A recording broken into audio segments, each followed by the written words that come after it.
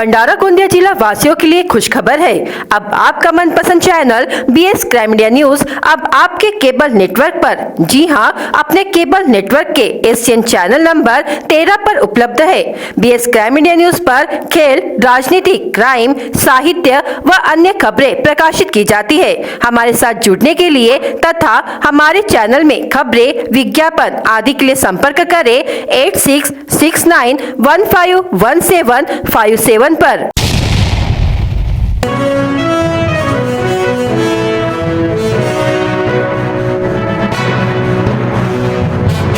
भंडारा जिले में traffic jam होने के कारण जिला प्रशासन ने भंडारा शहर से गुजरने वाले राष्ट्रीय राजमार्ग क्रमांक 6 पर यातायात को डाइवर्ट कर दिया है। इसीलिए अब भंडारा शहर से गुजरने वाले नागरिकों को ट्रैफिक जाम से राहत मिल गई है। वहीं जिले में ओवरलोड ट्रकों के जाने से जाम की स्थिति भी उत्पन्न हो रही है। ओवरलोड ट्रकों के कारण बस चालकों को भी परेशानी का सामना करना पड़ रहा है। लेकिन ऐसा प्रतीत होता है कि जिले का यातायात विभाग नींद में है।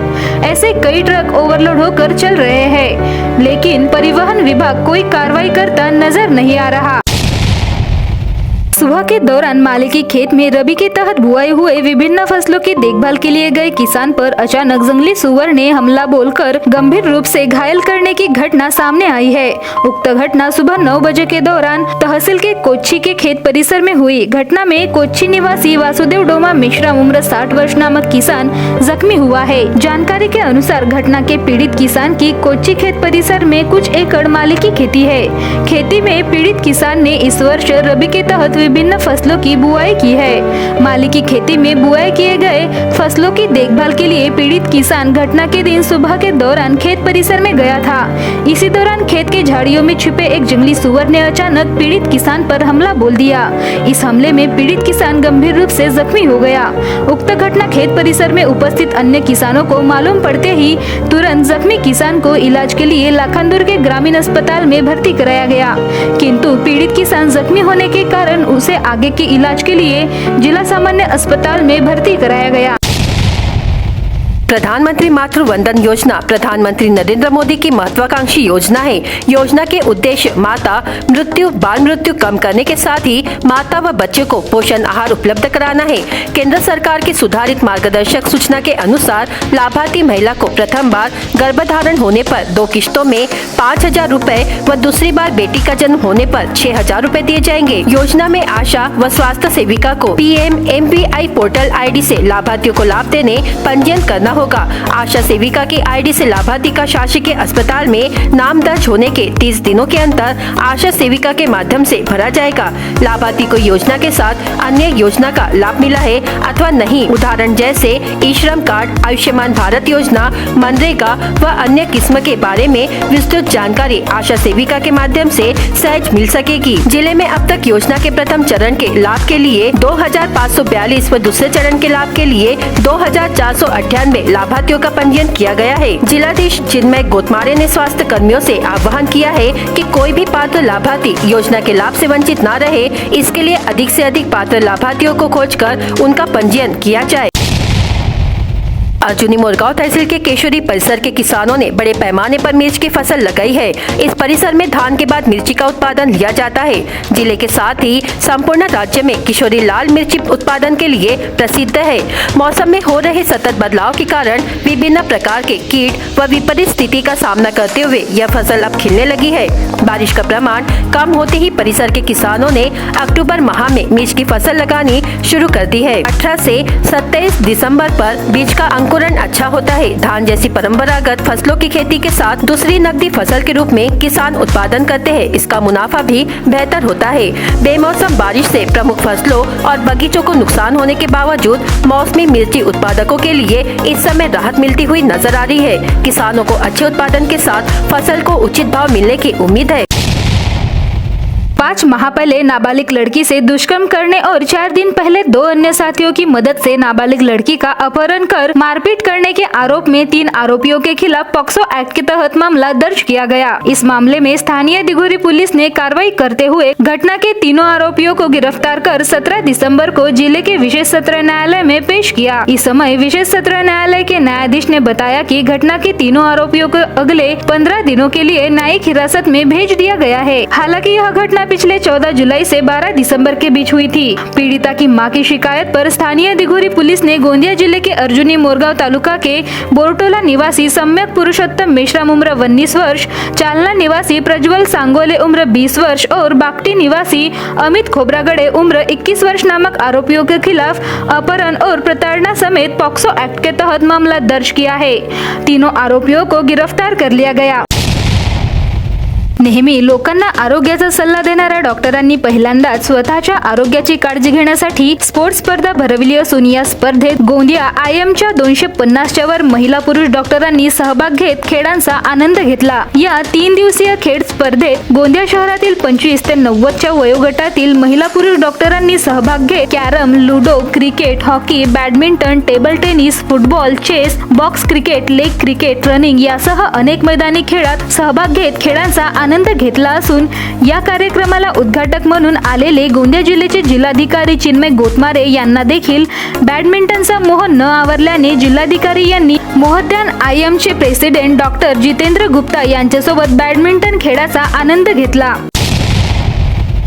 हाल ही में हमने मेगा स्पोर्ट इवेंट जिसका नाम हमने डिटॉक्स रिट्रीट रखा था वो ऑर्गेनाइज किया था। उसके पीछे उद्देश्य हमारा ये था कि डॉक्टर सभी एडवाइस करते हैं अपने हेल्थ के प्रति, स्वास्थ्य के प्रति सजग रहने के लिए, पर कई डॉक्टर्स का रूटीन इतना खराब हो जाता है इमरजेंसीज आने के कारण कि वो खुद अपने स्वास्थ्य को समय नहीं दे पाते हैं।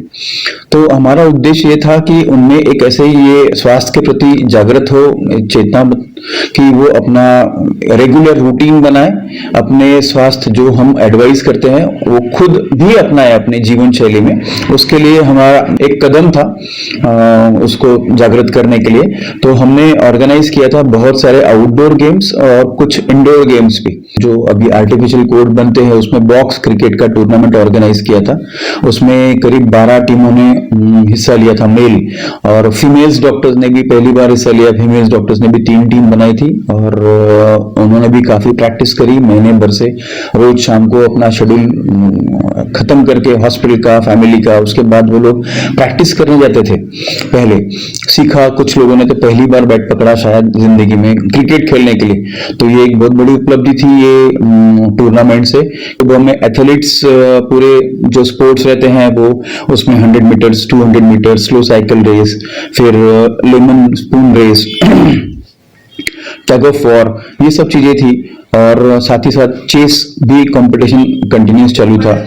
और ये सब होने के बाद में, समापन होने के बाद में, हमारे SP साहब मिस्टर निखिल पिंगले सर अपनी फैमिली के, मतलब अपनी वाइफ को लेकर आए थे वहां पर, और उन्होंने पूरा ये कार्यक्रम का समापन किया प्राइज डिस्ट्रीब्यूशन के साथ में। वो भी काफी रहे, काफी रोचक बातें करी उन्होंने, डॉक्टर्स के जीवन शैली के बारे में बताया। कुछ पुराने डॉक्टर्स भी इन्वॉल्व हुए थे 60 प्लस के, वो लोगों ने भी 100 और 200 मीटर्स, यानी मैक्सिमम एज था 78 ईयर्स पार्टिसिपेंट्स थे उसमें। और सभी ने काफी एंजॉय किया। फिर बाद में वहां पर समापन हुआ, सर ने प्राइज डिस्ट्रीब्यूशन करके काफी सराहना की सभी लोगों की, इतना अच्छा ऑर्गेनाइज किया है। और ये गोंदिया IMA की हिस्ट्री में पहली बार हुआ है। डॉक्टर्स के लिए, डॉक्टर्स की फैमिली के लिए पूरी फीमेल्स इन्वॉल्व थी सभी गेम्स में। तो ये काफी अच्छा प्रोग्राम हुआ। हम चाहते हैं कि ये हम कोशिश करें कि हर साल ये ऐसा टूर्नामेंट ऑर्गेनाइज कर पाए।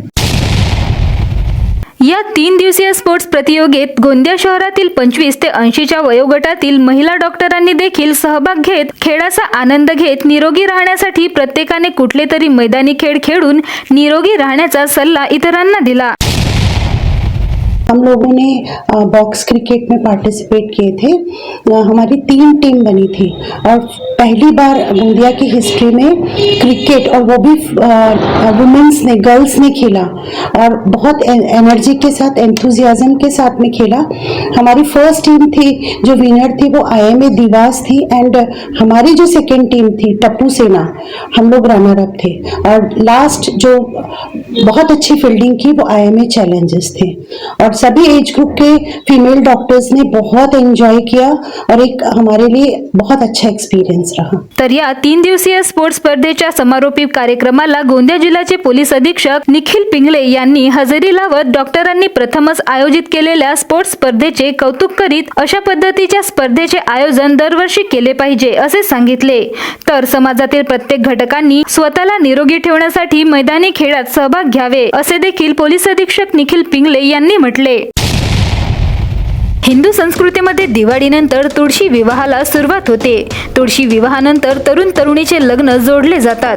मात्र भंडारा जिल्ह्यातील तुमसर शहरात तब्बल 12 वर्षांनंतर लग्न वाढदिवसाच्या दिवशी म्हणजे स्वराच्या 41 तर वधूच्या 37 वर्षी पुन्हा लग्नगाठ बांधली गेली आहे। अनोख्या लग्नाची चर्चा आता जिल्ह्यात होत आहे। आजचे युग हे धावपळीचे आणि तंत्रज्ञानाचे आहे, त्यामुळे वेळ कुणाकडेही नसतो। त्यामुळे वेळेअभावी नात्यांमध्ये खिंडार पडून दुरावा निर्माण होत आहे। परंतु आजचे युग हे जरी धावपळीचे असले तरी वाढदिवस, विवाह समारंभ आदी समारंभ अनोख्या पद्धतीने साजरे करावे ही प्रत्येकाचीच इच्छा असते। असाच एक अनोखा विवाह भंडारा जिल्ह्यातही पार पडला आहे।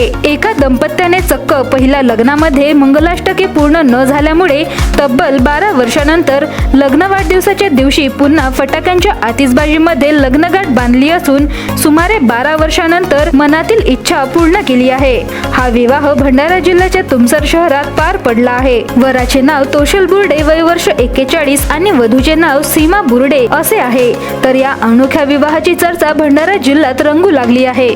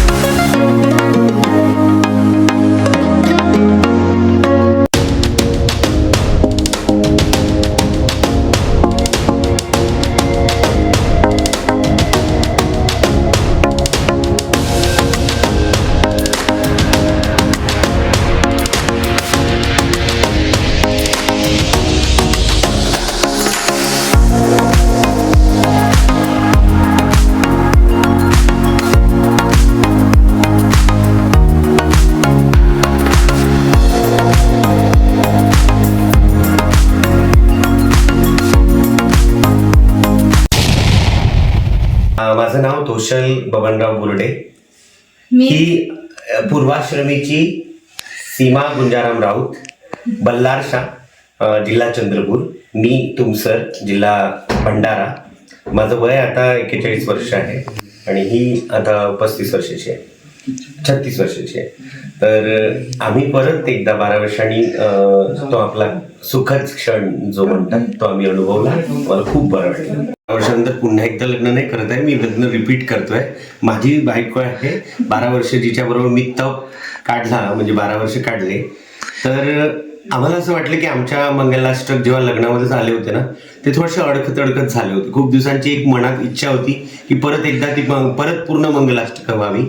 आणि आज सगळ्या जेवढ्या आमचे इच्छा होती की दादा तसंच एकदा लग्न आपण जगूया का। मी म्हटलं काय हरकत नाही.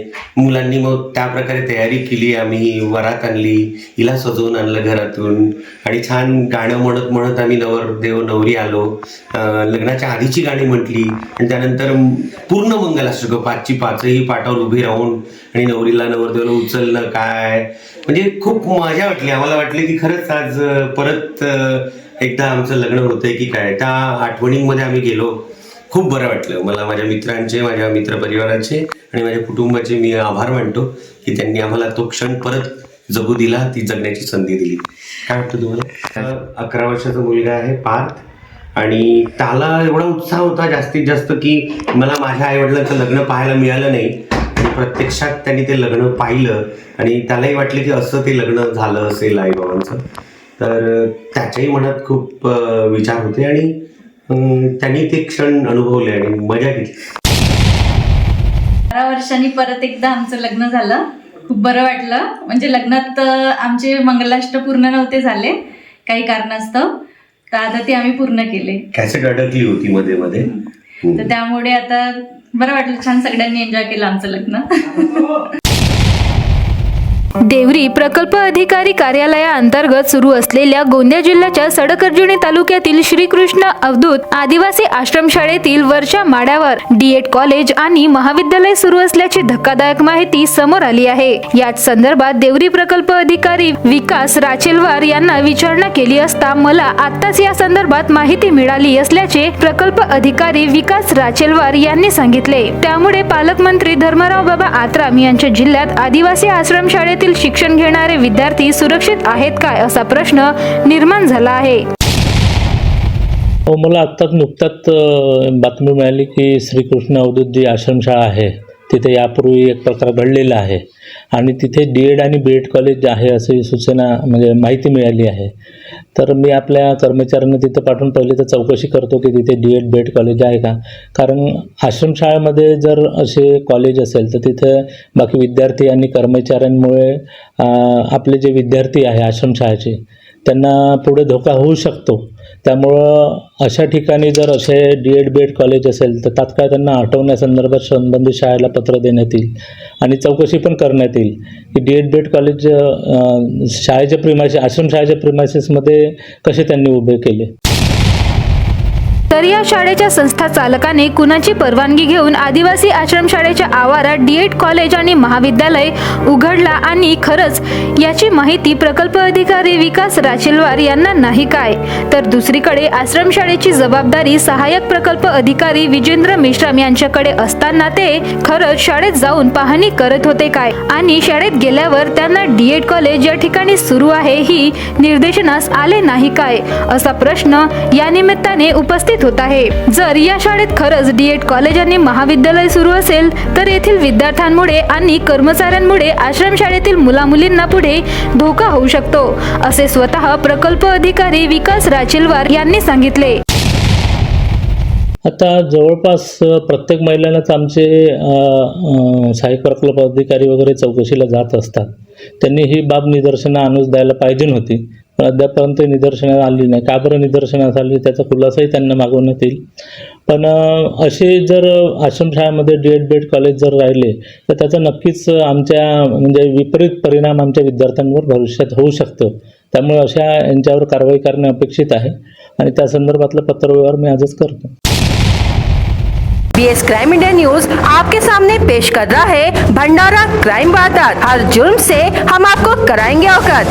आपके अपने चैनल पर रोजाना शाम 7 बजे, तो देखना ना भूलिए क्राइम वारदात। कादा स्थित गुण नियंत्रण कार्यालय से अज्ञात चोरों ने 64,500 रुपए के विभिन्न सरकारी उपकरण चुरा कर ले गए। सिविल लाइन भंडारा निवासी अपूर्वा अरविंद मेश्राम की शिकायत पर कादा पुलिस ने मामला दर्ज किया है। अधिक शराब पीने से एक युवक की मौत हो गई। मृतक का नाम दौड़ीपा निवासी मंगेश रावण खंगार, उम्र 38 वर्ष है। पेट दर्द के कारण उन्हें इलाज के लिए जिला सरकारी अस्पताल में भर्ती कराया गया था और चिकित्सा अधिकारियों ने उन्हें मृत घोषित कर दिया। भंडारा पुलिस ने मरकज दर्ज कर लिया है। पौनी पुलिस ने बिना लाइसेंस के रेत परिवहन करने वालों पर कार्रवाई की। टिप्पर चालक बिना लाइसेंस से टिप्पर पर 5 ब्रास रेत का परिवहन कर रहा था। पौनी पुलिस ने 12,25,000 कीमत के टिप्पर समेत 5 ब्रास रेत जब्त किया गया। पुलिस ने शराब पीकर वाहन चलाने वालों पर कार्रवाई की। संताजीवाड़ भंडारा निवासी संजय मीनराज लिमजे को राजीव गांधी चौक पर शराब पीकर गाड़ी चलाते हुए पाया गया। धोबी-सराट राष्ट्रीय महामार्ग से रॉन्ग साइड से जा रही मोटरसाइकिल दुर्घटनाग्रस्त हो गई, जिसमें मोटरसाइकिल चालक हिवराज भलावी व पीछे बैठा व्यक्ति घायल हो गया। इनमें से घायल हिवराज की मौत हो गई। फिरियादी की शिकायत पर देवरी पुलिस ने मामला दर्ज किया है। ग्राम पंचायत गणेशपुर में शासन से मिली धनराशि का उपयोग विकास कार्यों में न लगाकर फर्जी दस्तावेज बनाकर अपने फायदे के लिए करने का खुलासा हुआ है। भंडारा पुलिस ने भंडारा गढ़ विकास अधिकारी की शिकायत पर गणेशपुर ग्राम विकास अधिकारी और पूर्व सरपंच के खिलाफ मामला दर्ज किया है। देवरी थाने के तहत कन्हार पायली निवासी फिरियादी दिलीप गणवीर उम्र 60 वर्ष अपने खेत पर जा रहा था। इसी दौरान आरोपी आया और उसे धमकाते हुए लाठी से मारकर फिरियादी को घायल कर दिया। फिरियादी की शिकायत पर देवरी पुलिस ने मामला दर्ज किया है।